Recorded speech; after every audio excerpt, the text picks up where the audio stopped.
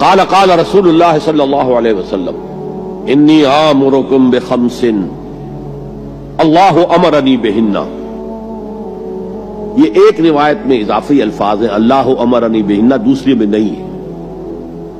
انی آمرکم بخمس کے بعد شروع ہو جاتی ہے بالجماعت والسمع والطاعت والہجرت والجہاد فی سبیل اللہ.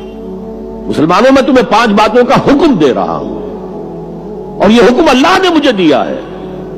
حالانکہ آپ کو بھی حکم دینے کا اختیار ہے، لیکن آپ نے تاکید کے لیے کہا. میں اپنی طرف سے نہیں کہہ رہا، میں پہنچا رہا ہوں. انی آمرکم بخمس اللہ امرنی بہن بالجماعت والسمع والطاعت والہجرت والجہاد فی سبیل اللہ. ذرا دیانتداری کے ساتھ ہاتھ اٹھائے ان مجمع میں سے وہ لوگ جنہوں نے پہلے کبھی یہ حدیث سنی ہے. ایک تو ادھر میں نے ہاتھ دیکھا ہے، اس کا چرچا ہی نہیں ہمارے ہاں. کیوں؟ یہ اس لیول سے متعلق ہے جس لیول پہ ہم سوچتے ہی نہیں. اقامت دین کی جدوجہد، نظام کو بدلنے کی جدوجہد، یہ ہمارے ذہن سے خارج، ہمارے تصور دین سے خارج. دیکھیے وہ جو ہے بنی الاسلام علی خمس، اس میں امر نہیں ہے، یہ خبر ہے. صرف اسلام کی بنیاد 5 چیزوں پر قائم ہے: شہادت اللہ الہ الا اللہ وان محمد رسول اللہ، واقام الصلاۃ وایتاء الزکوٰۃ وصوم رمضان وحج البیت من استطاع الیہ سبیلا. یہ حدیث کس کو نہیں معلوم؟ متن یاد نہ ہو یہ بات دوسری ہے، کس کو نہیں معلوم 5 ارکان اسلام حضور نے بتائے ہیں؟ حالانکہ وہاں یہ ہے میں تمہیں حکم دے رہا ہوں، اور چرچا ہی نہیں ہے ہمارے یہاں. جس گاؤں جانا نہیں اس کا راستہ کیا پوچھنا؟ جو کام ہم نے کرنا ہی نہیں، اس کے جو لوازم ہیں ان کے تذکرے کی کیا ضرورت ہے؟ یہ ہے ہمارا اس وقت کا عام مسلمانوں کا تصور. زیادہ سے زیادہ یہ کہ دین کو پھیلاؤ، یا تو یہ کہ اپنی ذاتی نیکی کا تصور ہے، اور یا پھر اس سے اوپر صرف یہ دعوت و تبلیغ. اس سے اوپر کی تیسری منزل جسے اقامت دین کہا جائے، جو خصوصی الفاظ حضور کے لیے 3 مرتبہ قرآن میں آئے: هو الذی ارسل رسولہ بالہدی ودین الحق لیظہرہ علی الدین کلہ. کسی اور نبی کے لیے 1 دفعہ بھی نہیں آئے، حضور کے لیے 3 دفعہ آئے. سورہ توبہ، سورہ فتح، سورہ صف. یہ چونکہ چیز ہمارے ذہنوں سے نکل گئی ہے، لہذا اس کے جو متعلقات ہیں اس کی طرف بھی توجہ نہیں ہے. سیدھی سی بات ہے، منطقی بات ہے. جس گاؤں جانا نہیں اس کا راستہ کا کو پوچھنا. یہ 5 چیزیں ہیں لازم.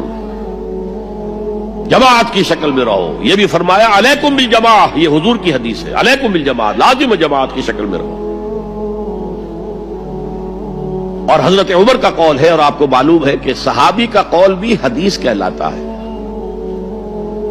حضرت عمر فرماتے لا اسلام الا بالجماع ولا جماع الا بالامارہ ولا امارہ الا بالاطاعہ. کوئی اسلام بغیر جماعت کے نہیں، کوئی جماعت بغیر عمارت کے نہیں، اور کوئی عمارت بے فائدہ ہے اگر اس کی اطاعت نہ ہو. تو پہلا حکم بالجماع والسمع، اور سنو. سننے کے لیے وابستہ رہنا ہوگا. وابستہ رہ شجر سے امید بہار رکھ. اب یہ نہیں ہو سکتا تھا کہ حضور پر کوئی بات آئی ہے تو آپ خود ہر ایک کے گھر جا جا کے اس کو پہنچائیں. آپ وابستہ رہیں اس نظم جماعت کے ساتھ. جیسے کہ درخت کا پتا جو ہے اس تک بھی جڑ سے لے کر جو غذا آ رہی ہے درخت کے پتے تک پہنچ رہی ہے. تو پیوستہ رہ شجر سے امید بہار رکھ، اس پیوستگی کے ساتھ، تاکہ وہ سارے احکام آپ تک خود بخود پہنچے. والطاعہ، اور اطاعت. 3 چیزیں ہو گئی: بالجماعت والسمع والطاعت والہجرت والجہاد فی سبیل اللہ. اور میں اس کی حقیقت پہلے بھی بیان کر چکا ہوں. ہجرت، اس کی بنیاد کیا ہے؟ حضور سے پوچھا گیا ای الہجرت افضل یا رسول اللہ، اے اللہ کے رسول سب سے اعلیٰ اور سب سے افضل ہجرت کون سی ہے؟ فرمایا ان تہجر ما کرہ ربک، ہر اس چیز کو چھوڑ دو جو تمہارے رب کو پسند نہیں ہے. آج اپنے گریبان میں جھانکیے، جو چیز زندگی میں غلط ہے شریعت کی روح سے طے کیجئے کہ اب نہیں ہوگی، اب ختم کر دوں گا. ہجرت شروع ہو گئی آپ کی. ان تہجر ما کرہ ربک، ہر اس چیز کو ترک کر دو، چھوڑ دو جو تمہارے رب کو پسند نہیں.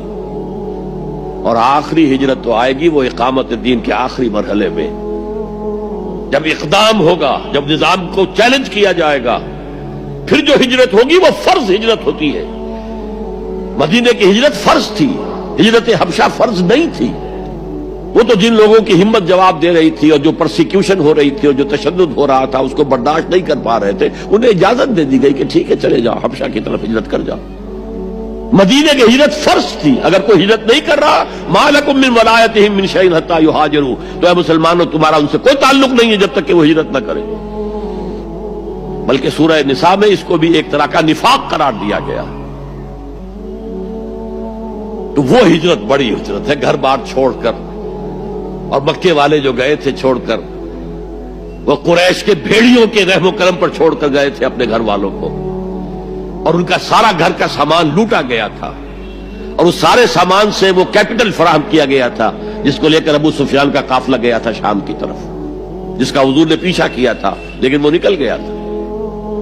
جب وہ واپس آ رہا تھا تب حضور نے پھر اس کو کنفرنٹ کرنے کے لیے مدینے سے باہر نکل کر پروگرام بنایا، لیکن وہ اللہ کو کچھ اور منظور تھا. ادھر سے لشکر آ گیا اور جنگ ہو گئی، جنگ بدر ہو گئی. تو ہجرت کیا ہے؟ شروع سے ہجرت کیا ہے؟ ان تہجر ما کرے ربک، اور سب سے اوپر کیا ہے؟ گھر بار، اپنے آباء و اجداد کی وطن، جہاں آپ کے آباء و اجداد دفن ہے، چھوڑو جاؤ، اور جاؤ وہاں جہاں پوری طاقت مرکوز ہو جائے تاکہ آپ نظام باطل کو چیلنج کرنے کے لیے ساری طاقت ایک جگہ جمع کر سکیں.